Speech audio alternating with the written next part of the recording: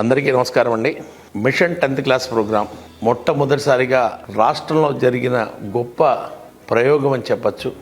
దాదాపు 3,30,000 మంది ప్రభుత్వ పాఠశాల విద్యార్థులు ఈ కార్యక్రమంలో పాల్గొంటే దాదాపు 2 లక్షల పైగా ప్రైవేటు విద్యా సంస్థల నుంచి విద్యార్థులు 10th క్లాస్ ఎగ్జామ్స్లో పాల్గొన్నారు. ఈ రిజల్ట్స్ ఇంకొద్ది రోజుల్లో రాబోతున్నాయి. ఎంతో మంది పిల్లలు ఎంతో ఆశలతో ఎదురు చూస్తున్నారు.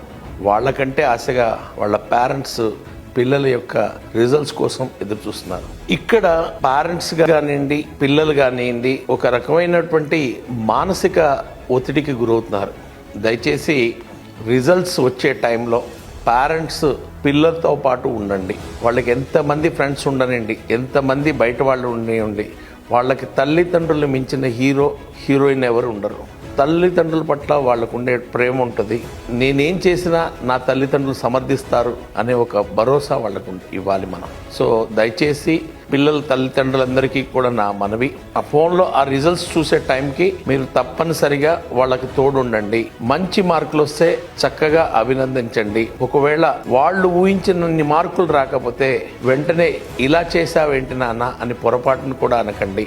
వాళ్ళని హక్ చేసుకోండి, దగ్గర తీసుకోండి, ఒక భరోసా ఇవ్వండి.